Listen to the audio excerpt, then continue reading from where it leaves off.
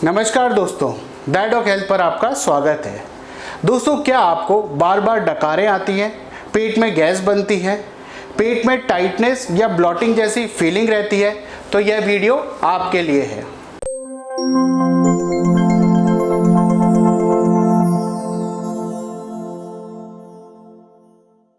दोस्तों, इस समस्या पर बात करने के लिए आज हमारे साथ हैं जयपुर के प्रसिद्ध gastroenterologist doctor CP Tanwar. Doctor CP Tanwar के इलाज से बहुत बड़ी संख्या में मरीजों को लाभ मिला है, जो कि पेट, आंत, लिवर और पेंक्रियास संबंधित रोगों से पीड़ित थे। तो चलिए शुरू करते हैं आज का डिस्कशन डॉक्टर सीपी तंवर के साथ। नमस्कार, मैं डॉक्टर सीपी तंवर, पेट, आंत एवं लिवर रोग विशेषज्ञ हूँ। दोस्तों, आज मैं आपको एक बहुत ही कॉमन गैस्ट्रो रिलेटेड बीमारी, जिसे हम गैस बनना या ब्लोटिंग बनना कहते हैं, उसके बारे में आज आपसे कुछ डिस्कशन करना चाहता हूँ। तो सबसे पहले हम ये जानते हैं कि पेट का फूलना या गैस बनना या ब्लोटिंग ये होते क्या है। तो जब हमें कभी ऐसा लगे कि हम अत्यधिक डकार या फिर गैस पास कर रहे हैं, या फिर जब पेट ज़रूरत से ज़्यादा भरा हुआ हो या टाइट लग रहा हो, या फिर सूजन ना होते हुए भी ऐसा लगे कि पेट सूजा हुआ हो, तो इस कंडीशन को पेट का फूलना या गैस बनना कहा जाता है। इसे मेडिकल भाषा में हम ब्लोटिंग कहते हैं। आमतौर पर पेट फूलने का कारण पेट में बनने वाली गैस होती है। अब हम जानते हैं कि पेट में गैस या ब्लोटिंग के साथ व्यक्ति को और क्या क्या लक्षण हो सकते हैं।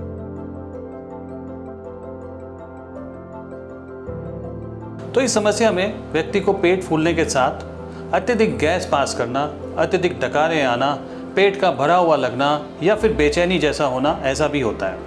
इसके अलावा कई और लक्षण हो सकते हैं, जैसे कि पेट में जलन होना या पेट में तेज दर्द महसूस होना, व्यक्ति को कब्ज या दस्त होना, वजन का घटना, थकान महसूस होना, खट्टी खट्टी डकारें आना, लगातार उल्टी जैसा महसूस होना या भूख कम लगना, हिचकियाँ आना, पेट में ऐंठन आना, ये सभी लक्षण भी देखने को मिल सकते हैं।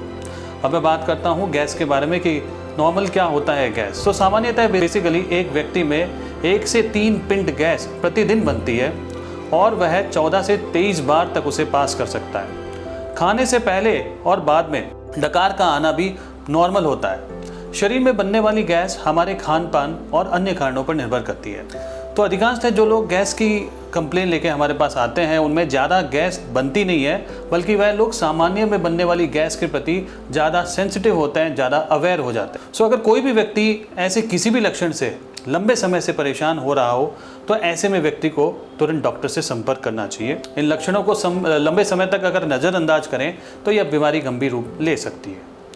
अब हम जानते हैं कि पेट में गैस या ब्लोटिंग के कारण क्या होते हैं, कि आखिर ऐसे क्या रीजंस है जिसकी वजह से ऐसा होता है। तो हमारे पेट में गैस बनने के मुख्यतः 2 कारण होते हैं।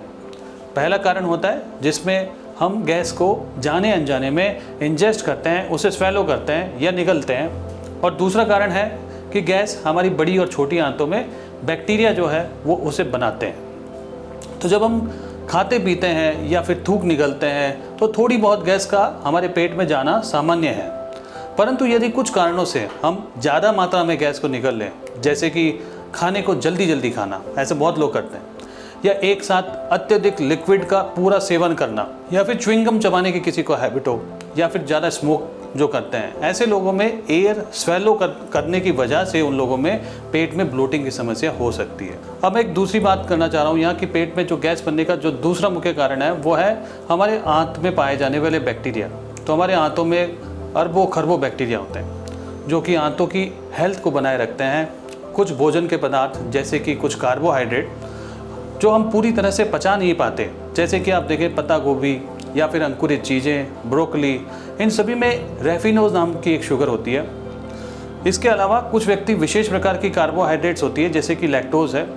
तो यह व्यक्ति रेफिनोज या लैक्टोज, इन शुगर को पचा नहीं पाते और फिर बैक्टीरिया उन कार्बोहाइड्रेट्स को फर्मेंट करते हैं और इस प्रक्रिया में बहुत सारी गैस का प्रोडक्शन होता है। ऐसे ही अगर हम बात करें डेयरी प्रोडक्ट्स, तो डेयरी प्रोडक्ट्स खाने के अंदर यही प्रॉब्लम रहती है कि वो शुगर को हम डाइजेस्ट नहीं कर पाते और बैक्टीरिया उनको फर्मेंट करते हैं, जिससे कि कई लोगों को पेट में बहुत ज़्यादा गैस बन सकती है, उनको पेट में मरोड़े आ सकते हैं और दस्त भी हो सकती है। तीसरा जो मुख्य कारण है वो है कुछ बीमारियाँ, जैसे कि अगर हम बात करें डायबिटीज़ है किसी को, या फिर स्क्लेरोडर्मा जो कि कॉमन बीमारी नहीं है लेकिन डायबिटीज़ बड़ी कॉमन है, तो इस बीमारी में बेसिकली आंतों की चाल कम हो जाती है, मतलब आंतें स्टैटिक हो जाती है और वहाँ पर पड़े पड़े बैक्टीरिया ओवर ग्रो हो जाते हैं, और जब वो ओवर ग्रोथ करते हैं तो वो बहुत ज़्यादा मात्रा में गैस बनाते हैं और पेशेंट को ब्लोटिंग की समस्या होती है। इसी को क्रम में मैं आगे एक और कारण बताना चाह रहा हूँ जो कि एक बहुत ही कॉमन है, हम लोग क्लिनिकल प्रैक्टिस में देखते हैं। इस बीमारी को बोला जाता है एरोफेजिया। एरोफेजिया एक इमोशनल स्ट्रेस से जुड़ी हुई बीमारी है जिसमें व्यक्ति बहुत सारी हवा या एयर को बिना उसकी जानकारी के बार बार स्वेलो करता है और उसको निकालने की प्रक्रिया में उसको बार बार डकारें आती है। तो ये बहुत ही कॉमन बीमारी है। उसके अलावा कुछ डाइट है जिसे हम बोलते हैं फोडमैप डाइट। तो फोडमैप डाइट ऐसे फूड आइटम्स होते हैं जिनमें शॉर्ट चेन के कार्बोहाइड्रेट होते हैं। ये शॉर्ट चेन के कार्बोहाइड्रेट हमारी आंतें आसानी से नहीं पचा सकती है और जिसके कारण पेट में गैस बनना और पेट फूलने जैसी समस्याएं हो सकती है। और इनमें आते हैं गेहूँ, दूध, प्याज, लहसुन, कुछ फल जैसे कि एप्पल्स या फिर चेरीज़, अमरूद इत्यादि। इसके अलावा अगर हम बात करें आलू, मक्का, नूडल्स, फूड आइटम जिसमें कि सॉल्यूबल फाइबर होता है, जैसे कि आप बात करें मटर में, बीन्स में या फिर ओट के ब्रैन के अंदर, यह सब खाने से भी पेट में अत्यधिक मात्रा में गैस बनती है।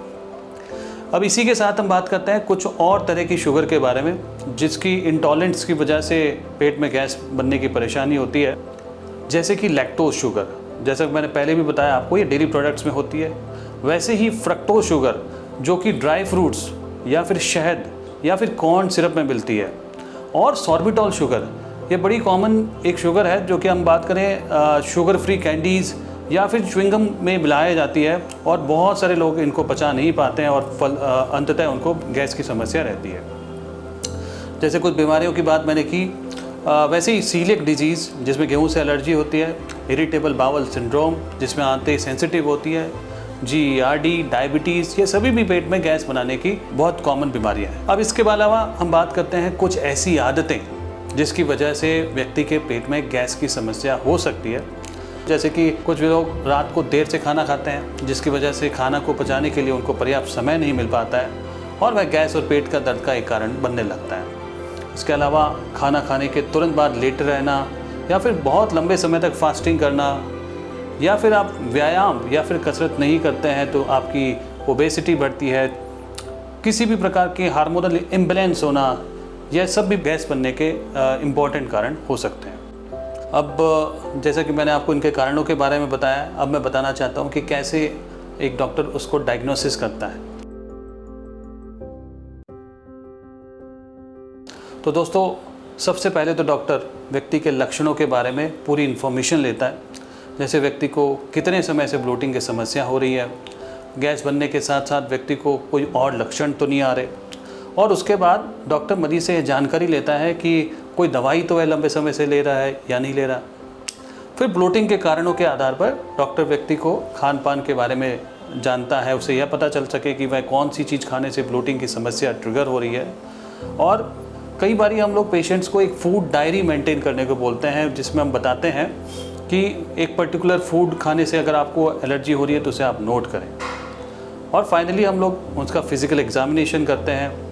ब्लोटिंग के कारणों को कंफर्म करने के लिए कुछ टेस्ट हम लोग एडवाइस कर सकते हैं, जैसे कि सिंपल कंप्लीट ब्लड काउंट है, लीवर फंक्शन टेस्ट, किडनी के टेस्ट, स्टूल का टेस्ट, पेट की सोनोग्राफी, पेट का CT scan, lactose intolerance test जो कि ब्रेड टेस्ट होता है। तो ये सभी तरह के टेस्ट हम लोग कर सकते हैं। अब डायग्नोसिस करने के बाद हम बात करते हैं कि इसका इलाज कैसे किया जाए, कैसे इसको ट्रीट किया जाए।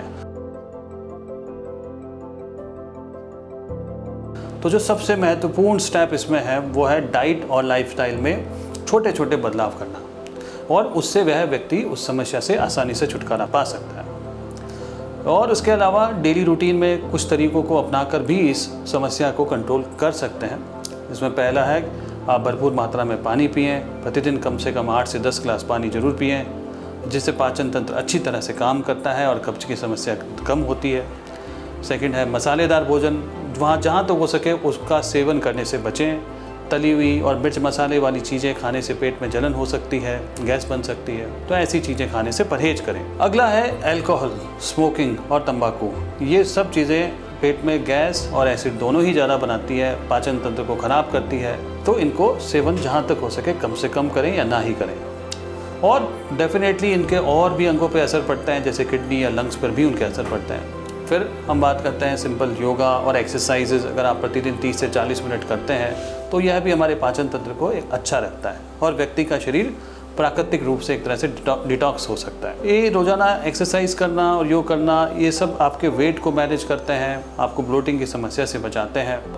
कई लोगों में हमने देखा है कि डेयरी प्रोडक्ट्स, बिकॉज ज़्यादातर लोगों में हमने देखा है कि ये लैक्टोज इंटॉलरेंट होते हैं, वो मिल्क और डेयरी प्रोडक्ट्स में पाई जाने वाली शुगर को पचा नहीं पाते हैं, तो हम उनको मना करते हैं कि वो ना लें।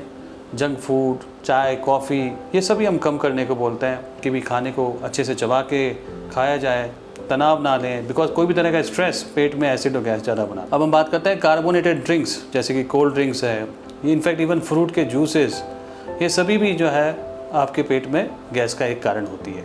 जैसा कि मैंने पहले भी बताया, फूड डायरी आपको एक मेंटेन करनी होती है कि कौन से फूड खाने से आपको ब्लोटिंग होती है, तो वो भी आपको एक तरह से मेंटेन करनी चाहिए। अब हम बात करते हैं मेडिकल मैनेजमेंट की। कुछ ऐसी दवाइयाँ जो कि हम लोग दे सकते हैं, तो कुछ इस तरह की एंटीबायोटिक्स होती है हम लोग दे सकते हैं, जिससे कि कई बार ब्लोटिंग की समस्या को जो कि हमें लगता है कि कोई इन्फेक्शन की वजह से है तो उसको ठीक किया जा सकता है। फिर हम बात करते हैं प्रोबायोटिक्स की। तो प्रोबायोटिक्स बेसिकली हेल्दी बैक्टीरिया होते हैं। तो आंतों में कहते हैं कि माइक्रोबायोटा में परिवर्तन होने की वजह से भी पेट फूलने की समस्या हो सकती है, तो प्रोबायोटिक्स की भी आपको सलाह दी जा सकती है। फिर कुछ और मेडिसिन होती है जैसे कि प्रोकाइनेटिक्स। यह दवाइयाँ जो होती है आंतों की चाल को तेज करती है, जिससे व्यक्ति को ब्लोटिंग के लक्षणों में आराम मिलता है। कुछ लोग जिनको कि पेट में मरोड़ी आने की समस्या रहती है, उस कंडीशन में हम एंटीस्पाज्मोटिक्स दवाइयाँ वो देते हैं, जिससे काफ़ी हद तक पेशेंट को रिलीफ आता है। ऐसे व्यक्तियों को पेट में दर्द के साथ साथ मोशन की फ्रीक्वेंसी में भी आराम मिलता है।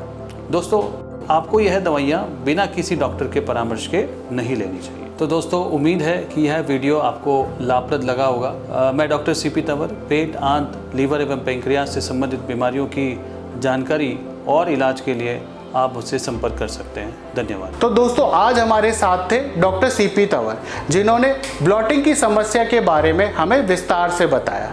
इसके अलावा भारत के सर्वश्रेष्ठ चिकित्सकों से परामर्श करने के लिए आप हमारी वेबसाइट www.dadoc.com को विजिट कर सकते हैं। इसके अलावा हेल्थ और मेडिकल से related authentic, reliable, useful information के लिए कृपया हमारा यूट्यूब चैनल दैडोक हेल्थ सब्सक्राइब करें। स्वस्थ रहें, सुरक्षित रहें। धन्यवाद।